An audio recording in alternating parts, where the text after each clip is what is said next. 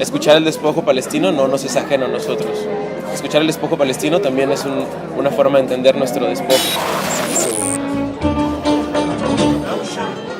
Sí, al final compartir historias en este mundo creo que es lo que nos hace entendernos.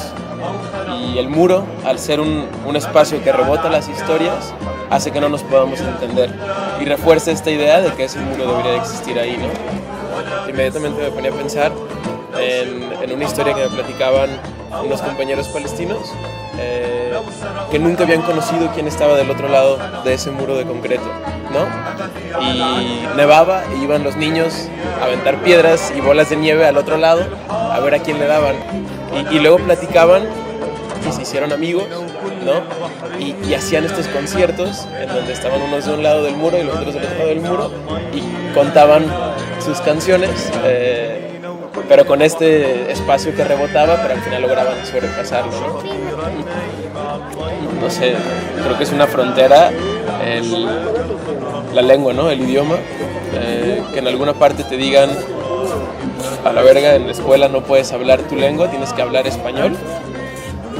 Limita 1000 historias que no se cuentan y es una frontera que te imponen ideológicamente. O estas fronteras también ideológicas, ¿no? La conquista de México. Pasa la conquista y ¿quién cuenta las historias? El que gana y el que logra crear una frontera de conocimiento, de medios para contar historias. Ahora que pasa en la caravana, escuchas tantas historias y tanto que se comparte que dices, puta madre, güey, ¿quién chingados está agarrando esa voz que ni siquiera es real, ¿no? Porque no hay nadie que de verdad esté escuchando y repartiendo eso que de verdad escuchó.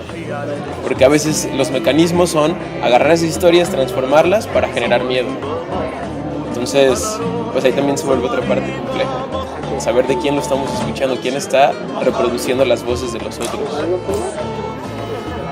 Siendo un palestino no vas a poder salir de esos muros tal vez nunca a contar tu historia a otras personas para que conozcan tu resistencia, para que conozcan tu vida en general, ¿no? Creo que lo único que nos queda es tomar la responsabilidad de tomar esa voz y expresarla afuera, ¿no?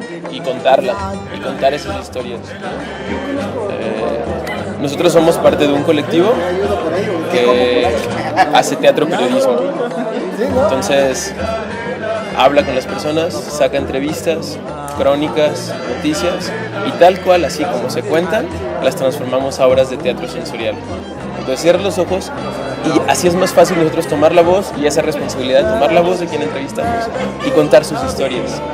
Entonces para nosotros esa ha sido una forma de lucha que hemos encontrado en las historias, de romper esas fronteras y decir, venga, está cabrón, pero yo pude salir de Palestina, los compañeros no, pero bueno, aquí tengo su voz, vamos a presentarla y vamos a llevárselos a ustedes a Palestina.